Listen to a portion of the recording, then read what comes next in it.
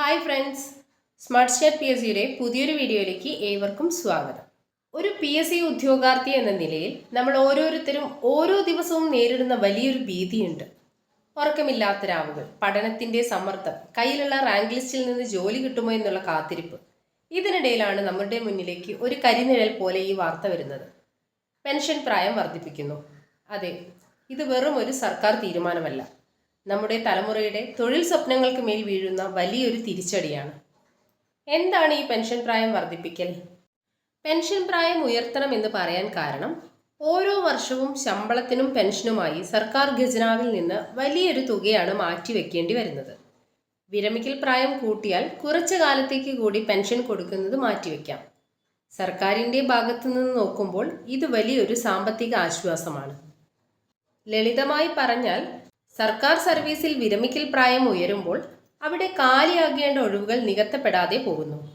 ഓരോ വർഷവും വിരമിക്കുന്നവരും പകരം പുതുതായി നിയമനം ലഭിക്കേണ്ടവരും തമ്മിലുള്ള ആ വലിയ പാലം ഇവിടെ തകരുകയാണ്. ഒരു ഉദ്യോഗാർത്ഥിക്ക് ലഭിക്കേണ്ട അവസരം ആ സീറ്റിൽ ഇരിക്കുന്ന ഒരാൾ തുടരുമ്പോൾ അന്യമാവുകയാണ്.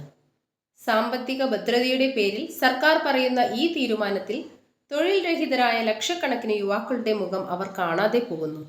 നമ്മുടെ നാട്ടിൽ ലക്ഷക്കണക്കിന് ഉദ്യോഗാർത്ഥികളാണ് ഒരു സർക്കാർ ജോലി എന്ന സ്വപ്നവും കൊണ്ട് നടക്കുന്നത്. ഇവർക്കാണ് പെൻഷൻ പ്രായം ഉയർത്തുമ്പോൾ വലിയ തിരിച്ചടി കിട്ടുന്നത്. പെൻഷൻ പ്രായം ഉയർത്തുന്നതോടെ പുതിയ ഒഴിവുകൾ റിപ്പോർട്ട് ചെയ്യാൻ കഴിയുന്നില്ല.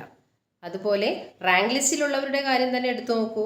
അവർക്ക് ഓരോ റിട്ടയർമെൻറ്റും ഓരോ അവസരങ്ങളാണ്. ഇപ്പോൾ ഇവിടെ നടക്കുന്നത് ചെറിയൊരു പ്രശ്നമല്ല, ഇതൊരു തലമുറയുടെ മുഴുവൻ പ്രശ്നമാണ്. റാങ്ക് ലിസ്റ്റുകൾ റദ്ദാകുന്നു, നിയമനങ്ങൾ ഇഴയുന്നു. ഇത്രയും കാലം നമ്മൾ കഷ്ടപ്പെട്ട് പഠിച്ചത് എന്തിനു വേണ്ടിയാണ്? ഈ അനീതി കണ്ടു നിൽക്കാനാണോ? വർഷങ്ങളോളം ഒരു ജോലിക്ക് വേണ്ടി പരിശ്രമിക്കുന്ന ഒരു ഉദ്യോഗാർത്ഥിക്ക് ആ ജോലിയിലേക്കുള്ള വാതിൽ അടയുന്നതിനേക്കാൾ വലിയൊരു ദുരന്തം വേറെയുണ്ടോ? ഇനിയും നമ്മൾ നിശബ്ദരായിരുന്നാൽ, നമ്മുടെ ശബ്ദം ഭരണാധികാരികളുടെ ചെവിയിൽ എത്തിയില്ലെങ്കിൽ ഇത് ആവർത്തിച്ചുകൊണ്ടേയിരിക്കും. നമുക്ക് വേണ്ടത് ഐക്യമാണ്. രാഷ്ട്രീയ പാർട്ടികളുടെ നിറം നോക്കാതെ PSC ഉദ്യോഗാർത്ഥി എന്ന ഒരൊറ്റ തിരിച്ചറിയലിൽ നമ്മൾ ഒന്നിക്കണം. നമ്മൾ ചോദിക്കുന്നത് നമ്മുടെ അവകാശമാണ്, ദാനമല്ല. ഒഴിഞ്ഞുകിടക്കുന്ന ഓരോ സീറ്റും കേരളത്തിലെ ഓരോ വീട്ടിലെയും സ്വപ്നങ്ങളാണ്.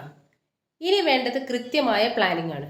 ഇതിനായി സോഷ്യൽ മീഡിയ ക്യാമ്പയിനുകൾ ശക്തമാക്കുക, മാന്യമായി നമ്മുടെ പ്രതിഷേധം രേഖപ്പെടുത്തുക. ഓരോ ജില്ലയിലും ഉദ്യോഗാർത്ഥികൾ ഒന്നിക്കുക. നിങ്ങളുടെ പ്രാദേശിക MLA-മാർക്ക് എല്ലാവരും ചേർന്ന് കൂട്ടമായി നിവേദനം നൽകുക. ജനപ്രതിനിധികളെ നേരിട്ട് കണ്ട് നമ്മുടെ അവസ്ഥ ബോധ്യപ്പെടുത്തുക. CMO പോർട്ടൽ വഴി മുഖ്യമന്ത്രിയുടെ ഔദ്യോഗിക പോർട്ടലിൽ ഓൺലൈനായി വിയോജിപ്പ് അറിയിക്കുക. 1076 എന്ന ടോൾ ഫ്രീ നമ്പറിലേക്ക് വിളിച്ച് നിങ്ങളുടെ ആശങ്ക നേരിട്ട് രജിസ്റ്റർ ചെയ്യുക. നമ്മൾ ഇന്ന് നേരിടുന്ന ഈ പ്രതിസന്ധി ഒരു പക്ഷേ നമ്മുടെ ജീവിതത്തിലെ ഏറ്റവും വലിയ പരീക്ഷയാകാം. പലപ്പോഴും നമ്മൾ തോറ്റുപോയെന്ന് കരുതിയെടുത്ത് നിന്നാണ് ചരിത്രം തിരുത്തിക്കുറിക്കപ്പെട്ടിട്ടുള്ളത്. നമ്മൾ ഓരോരുത്തരിലും ഒരു വലിയ പോരാളിയുണ്ട്. റാങ്ക് ലിസ്റ്റിൽ പേര് വരാൻ കാത്തിരിക്കുന്നവരായാലും പരീക്ഷയ്ക്കായി പഠിച്ചുകൊണ്ടിരിക്കുന്നവരായാലും നിങ്ങൾ തളരാൻ പാടില്ല. നമ്മൾ ചോദിക്കുന്നത് നമ്മുടെ അവകാശമാണ്. നമ്മുടെ മണ്ണിൽ, നമ്മുടെ തൊഴിലിൽ നമുക്കുള്ള അവകാശം. ഈ പെൻഷൻ പ്രായം വർദ്ധിപ്പിക്കൽ എന്ന തീരുമാനത്തിന് മുന്നിൽ നമ്മൾ തലകുനിക്കാൻ പോകുന്നില്ല. നമ്മുടെ ശബ്ദം ഭരണസിരാ കേന്ദ്രങ്ങളിൽ അലയടിക്കും. ഒരു PSC ഉദ്യോഗാർത്ഥി എന്ന ലേബലിൽ നമ്മൾ ഒന്നിച്ചാൽ ഒരു ശക്തിക്കും നമ്മളെ തകർക്കാൻ കഴിയില്ല.